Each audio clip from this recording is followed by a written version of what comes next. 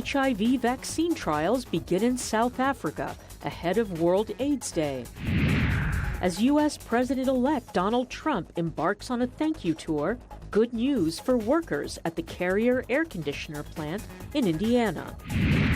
And vintage planes cross the continent to raise awareness of wildlife conservation. Africa 54 starts right now.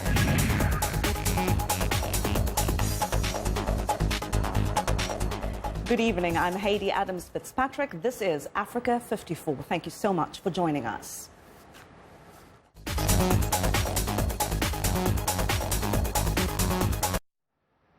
It's December 1st, World AIDS Day, and we begin tonight with Africa 54's health correspondent, Lenore Madu. Lenore, good evening to you. Hello, Eddie. And on this day each year, World AIDS Day, this is our people worldwide unite in the fight against HIV and show their support for people living with HIV and commemorate people who have died. This year's theme is Hands Up for HIV Prevention. The campaign looks at ways to improve prevention strategies, especially for people who are vulnerable to transmission, adolescent girls and young women in particular. In a report released recently, UNAIDS says 18.2 million people are now on antiretroviral therapy. However, women between 15 and 24 years of age are at great risk of infection. An estimated 34 million people have the HIV virus globally. More than 35 million people have died of the disease since it was first identified in 1984. Over the years, scientific advances have improved prevention, treatment, and living with the virus. But many agree more remains to be done. Now joining us live via Skype from Baltimore, Maryland is Dr. Chris Berer, Desmond M. Tutu Professor of Public Health and Human Rights, Associate Director of Johns Hopkins University Center for AIDS Research, and President of the International AIDS Society. Dr. Berer, welcome to the show. Thank you, Lenore. It's wonderful to be here. So this year's World AIDS Day looks at prevention, especially with adolescent girls and women. What is your take on the impact of HIV among this particular group? Well, this is one of the groups that we're the most concerned about, particularly, of course, in Africa, and particularly in southern and eastern Africa, which are the parts of the world where we see predominance, the majority of new infections in adolescent girls and young women. The rates are really very high. South Africa, just as an example, about 1,000 new infections a day still. So we're very concerned about this group, and the good news is that we really do have some new prevention approaches with evidence for efficacy. So there's a lot of reason to be optimistic this year. So we have reasons to be optimistic, but it is really a reason for concern when we see the rate among young people. Could complacency become the new HIV crisis? I mean, the sense that giving progress, perhaps young women and men are not so worried about HIV that much anymore and do not make the appropriate steps for prevention. Well, that is a real concern. And one of the things that we're most excited about is that the very good evidence that treatment, effective early treatment of HIV infection, reduces a person's risk of being infectious, of onward transmission. But when we look, for example, at men in their 20s and 30s, we see that a very significant proportion of those men living with HIV are not tested and are not treated. And so because of that, that is bad for their health, but it also means that they continue to be able to spread the virus. So if we want to reduce new infections in women and girls, we really also have to do a much better job of engaging men in HIV testing and treatment. And we have to be smarter about that. We have to reach men where they are, in workplaces, in hours that are convenient for working men, and we have to reach them with things that they're interested in too. So there's very good data, for example, from Kenya and Tanzania that shows if you add screening for hypertension and diabetes, you get a much better buy-in of men agreeing to HIV testing. That's the kind of out-of-the-box thinking that we're going to need to really make a change in this epidemic. Let's talk about R&D real quick, research and development. You were co-chair for this year's International AIDS Conference, a gathering where many experts present their work and research. What would you say are some of the latest top breakthroughs in HIV/AIDS research? Well, I did have the honor of co-chairing the International AIDS Conference in Durban with my friend and colleague, Professor Olive Shisana from South Africa. I think certainly one of the big advances was the data from the HIV vaccine trials, that was HVTN 100, that looked at the immune responses in Africans and showed that they were really very vigorous. That data, which was presented in Durban, led to the decision to go ahead with starting the next efficacy trial, the big phase 3 trial of a new HIV vaccine.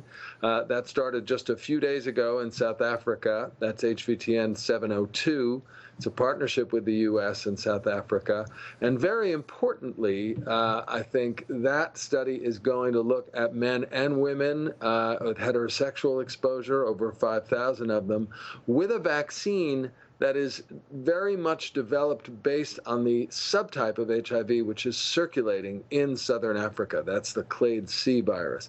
So that's very important as an advance. Okay, great. Thank you so much, Professor Berra. We'd like to end on the note of hope. We thank you for joining us today. Thank you very much. And that was Professor Chris Berra. He is Associate Director of Johns Hopkins University Center for AIDS Research. Now, for nearly 3 decades, every December 1st, we've heard about the tragedy of AIDS. And it is tragic, of course. The virus has killed tens of millions of people, often in the prime of their lives. And it's left behind millions of orphans. But now, on this World AIDS Day, VOA's Carol Pearson has a message of hope. A lot has happened since the first World AIDS Day in 1988. Countries where the topic was once taboo now offer testing and treatment. Mothers with HIV can have healthy babies and live to raise them. Drugs can keep the virus from spreading, and now scientists are talking about vaccines and a cure. Researchers are injecting thousands of volunteers in South Africa with a potential vaccine in a trial that just got underway. They are also trying to use the body's own immune system to keep the virus in check. One study conducted by the University of Pennsylvania shows that this may be possible. We infuse antibodies into the patients, the participants in the study, and we want to see if those antibodies would control the HIV virus, would keep it quiet and prevent the virus from coming back when we stop antiretroviral therapy. Dr. Pablo Tibas spoke by Skype. The research in controlling HIV with antibodies is similar to the immunotherapy being done in the field of cancer. The technique uses proteins to attack cancer cells. HIV hides in the cells. If a patient stops taking anti-AIDS drugs, the virus comes back. When you think about oncology and cancer therapy with these immune-based therapies, what people are doing now in that field is to try to boost the immune system to eliminate the cancer cells. The problem of eliminating the HIV hideout is similar. You want to eliminate the cells that harbor the virus, and by making the immune system more active in finding and eliminating those cells. Researchers have found that the antibodies suppressed the HIV virus for 21 days. The goal is to find a combination of antibodies that can suppress the virus for 6 months to a year. Then people infected with HIV will no longer have to take medicine every day for the rest of their lives. A new trial using 2 antibodies should start in the next couple of months. Carol Pearson, VOA News, Washington. And that's our health report for today. So stay in touch for more. Find me on Twitter @LenorMoudou. Back to you, Heidi. Thank you, Lenore, so much for joining us. Be sure to watch Lenore Moudou every Tuesday and Thursday for the latest health news in Africa, right here on Africa 54.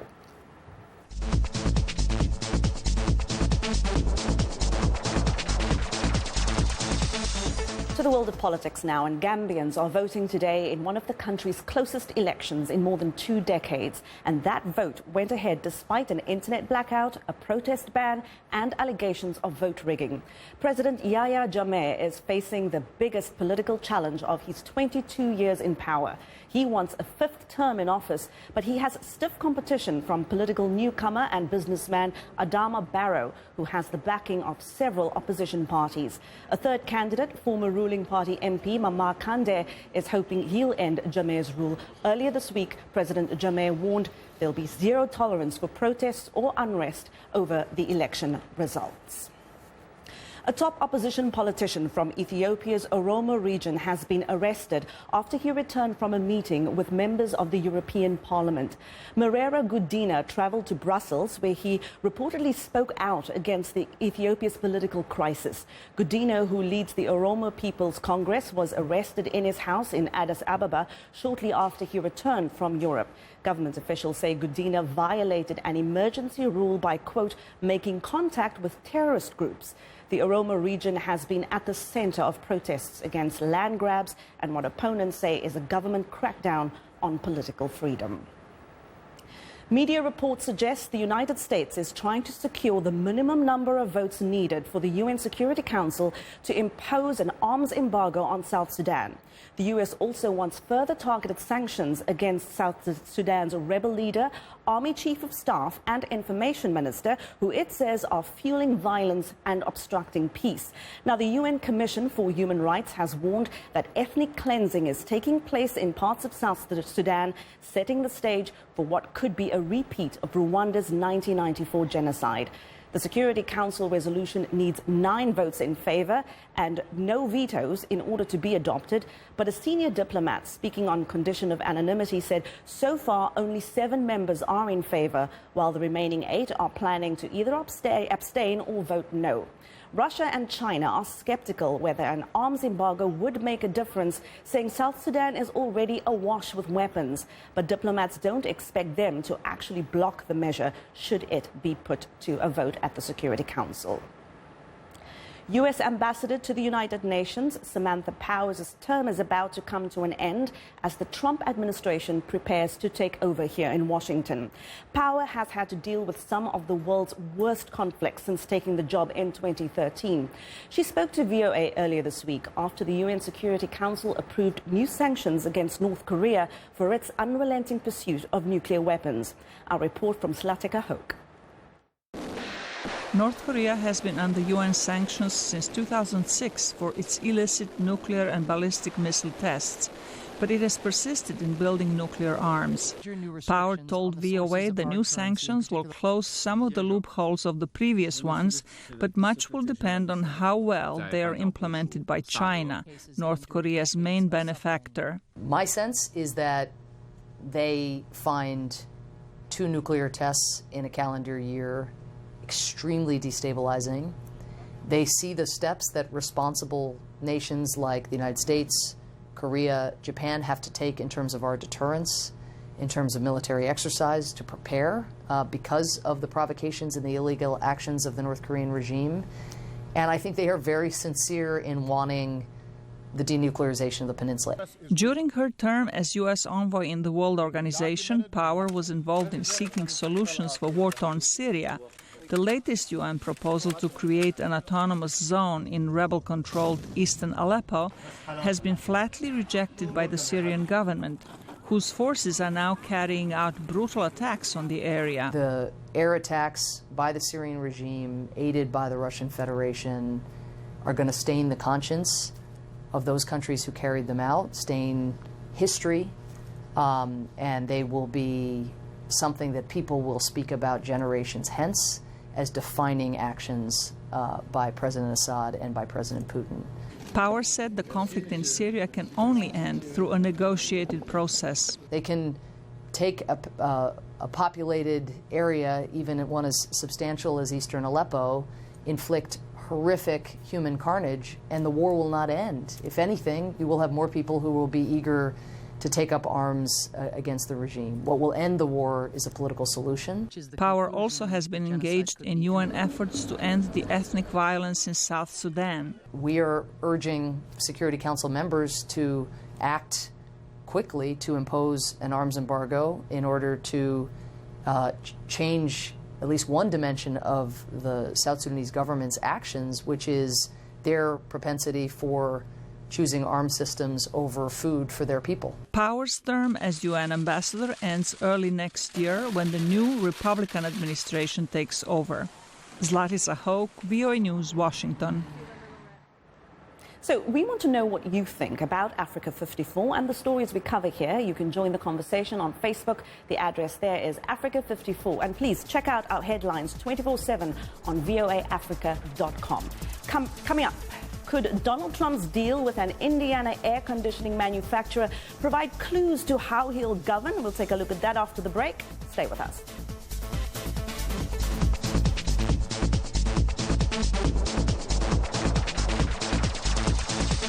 Technology, here's what's new. They're called Roly blocks, and you make music with them. They're a set of modular controllers that connect to your iPhone or iPad using an app called Noise.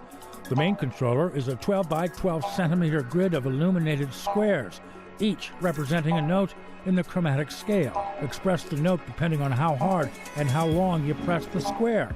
Press, tap, drag, swirl, slide. All these different motions provide different musical effects from a choice of 128 synthesized instruments in that Noise app. Roly's Ruben Dax. It's easy enough for someone who doesn't know anything about music to get right into it, start making music. There's all these tools to help them out, but it's also powerful enough for professionals who are looking for a new way to shape music. Roly blocks are selling for $179 at Apple stores or on the Roly website.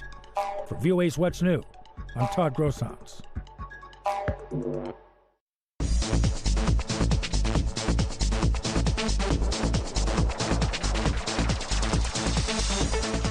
Welcome back. We go to South America now, and there's an update on the deadly plane crash in Colombia. There's growing evidence tonight that the plane carrying a Brazilian soccer team had run out of fuel before it crashed, killing 71 people. Aviation officials are now investigating why the plane flew under those conditions. The Bolivian pilot's final words before the plane slammed into a mountain outside Medellin have also been confirmed. The pilot can be heard telling the control tower that the plane was, quote, in total failure without fuel.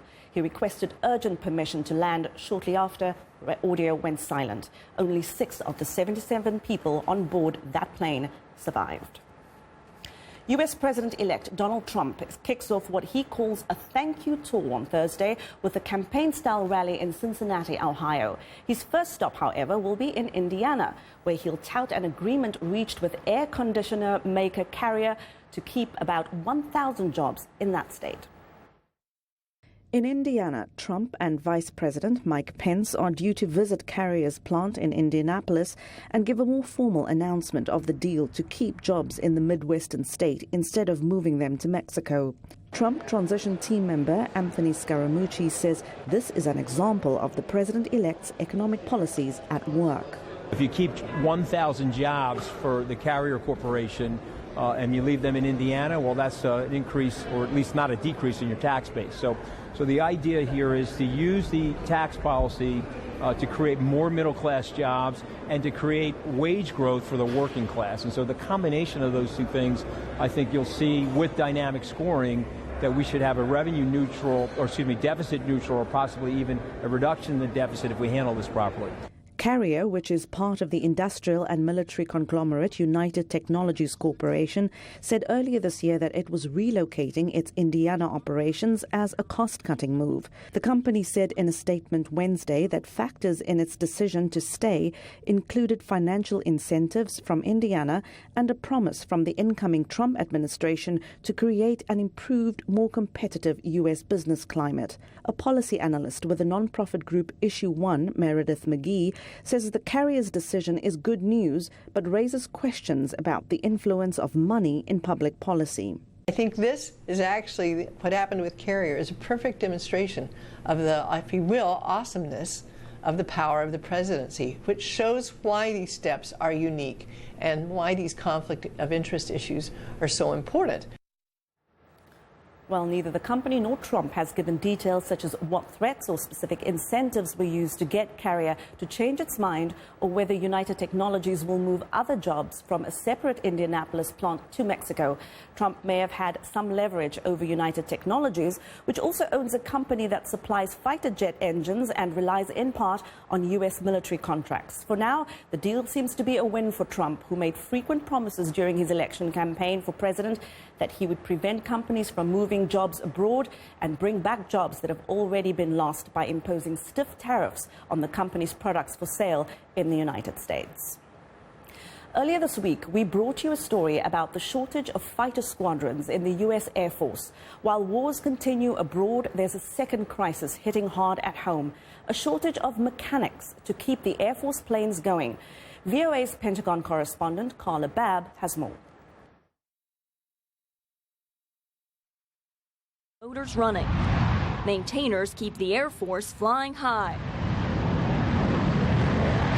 But recently, their numbers started falling to the tune of about 4,000 airmen short. There's a strain, for sure. The workload for a maintainer at Joint Base Langley Eustis is relentless as they work on the F-22 Raptor jet and the T-38 Talon, a jet that's about 50 years old and needs frequent repairs. Maybe once a day to once every other day, we'll bring back a jet that has some kind of issue that needs to get fixed by our maintenance before it can get launched back up. So even at night when we're not flying, they're working on the planes and making sure that they're ready to go for the next day. But despite the lack of manpower, maintainers say they have a job to do. We all understand that the whole more with less is happening, but I mean, regardless, jets have to fly. So we're going to make it happen. But yeah, there's definitely pain in that process. I don't have any disagreement. Back at the Pentagon, officials admit that can-do attitude has so far led to little relief. We were living, on the edge with our maintainers for a long time. But we were able to accomplish the mission. Lieutenant General John Cooper, who is in charge of the maintainers, has been managing a shrinking force after a series of shrinking budgets from Congress. We were driven to the force structure that we're at last year and growing from sequestration. There's no doubt about it. That's in the history books. Cooper and Major General Scott Vanderham, who's in charge of fixing the fighter pilot shortage, say the Air Force is no longer able to do more with less. We owe them capacity, more people, and we owe that now as soon as we can. Because while the maintainers are succeeding in their combat mission abroad, Cooper says the airmen are no longer able to complete their ever-important training mission. We're paying the price back home where we have to train our air crew for the high-end fight, for the next fight. So we're taking our lumps at home where we can't produce the sorties because of the manpower. The Air Force hit a 3,800 maintainer shortage in 2015. A training increase was approved this year that added about 500 maintainers, but there's still a shortage of 3,300. If the Air Force budget doesn't dip, the generals say they'll be out of the maintainer manpower hole by 2021. Reporting at Langley Air Force Base, I'm Carla Babb, VOA News. Well, it's time now for a short break. Still to come here on Africa 54. Vintage planes take to the African skies, and it's all for a good cause. We'll be right back.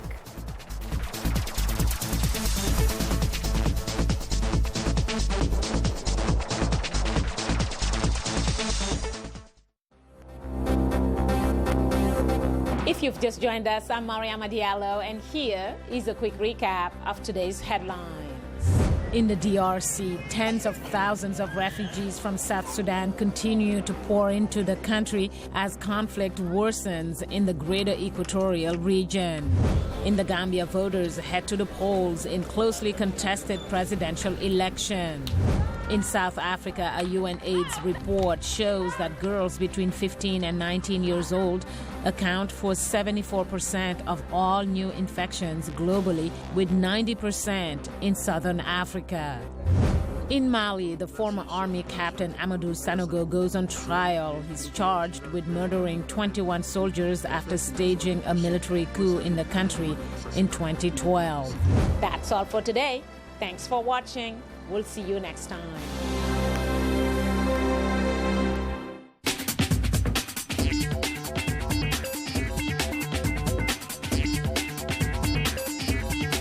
Welcome back to Africa 54. Let's take a look at what's trending this Thursday. This is a table football match with a difference. These robots whizzing around the Greenfeld table are competing in the football final of the World Robotics Olympiad on the outskirts of India's capital. WRO is an event for science, technology and education and brings together young people from all over the world to develop their creativity and problem-solving skills through robotics competitions. Participating teams build and pre-program their robots to take part in automation challenges in a number of different categories, including advanced robotics and WRO football.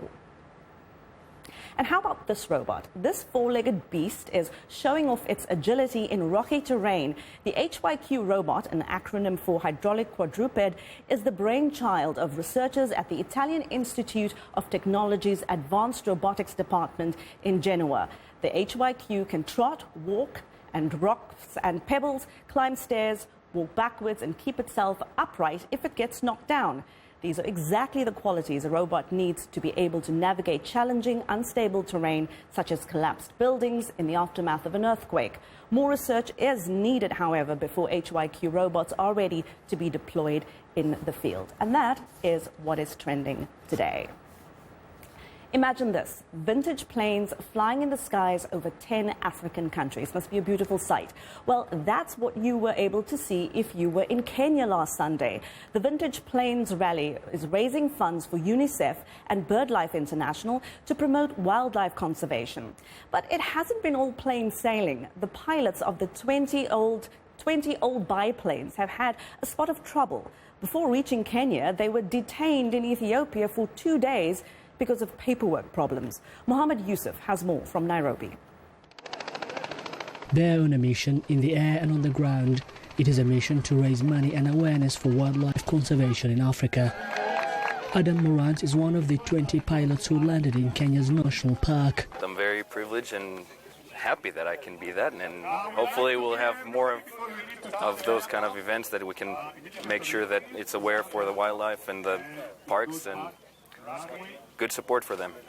One rally sponsor is BirdLife International, which is hoping to create awareness of the decline of vultures in Africa. The Vintage Air Rally began 2 weeks ago in the Greek island Crete, after landing in Ethiopia, where the 40 crew members were detained for 2 days for allegedly entering its airspace illegally. The rally team made it Kenya, where aviation fans stand out. Organizers of the local event say the historic biplanes from the first half of the 20th century created a lot of buzz and gave a lift to Kenya's tourism. We were trying to create an opportunity to showcase Kenya's tourism, and to do that you can see the crowds that have turned up. What this will take is take the story to the world. We want Kenya to be seen as a star destination. We want people to come to Kenya. The crew has already covered 5 countries, 5 to go. The trip ends in Cape Town on December 17th. Mohammed Yusuf for VOA News, Nairobi. And that is our show for today. From all of us here in Washington, me and our team, thank you very much for watching. Good night.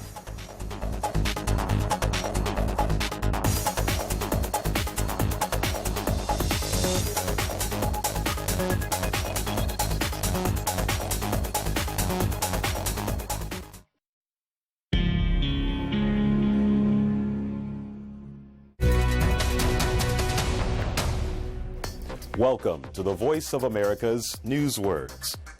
This word is used in stories about your health. Glaucoma. Glaucoma affects more than 70 million people around the world, according to the World Health Organization. People typically don't even know there's a problem until glaucoma has permanently destroyed much of their vision. In China and India, glaucoma is the second leading cause of blindness. Glaucoma is an eye disease. It is one of the top causes of blindness in the world. It is irreversible. That means once a person has it, doctors cannot cure it. Experts say a yearly eye exam is the best way to prevent glaucoma. Now, when you hear the word glaucoma, you will know what this news word means.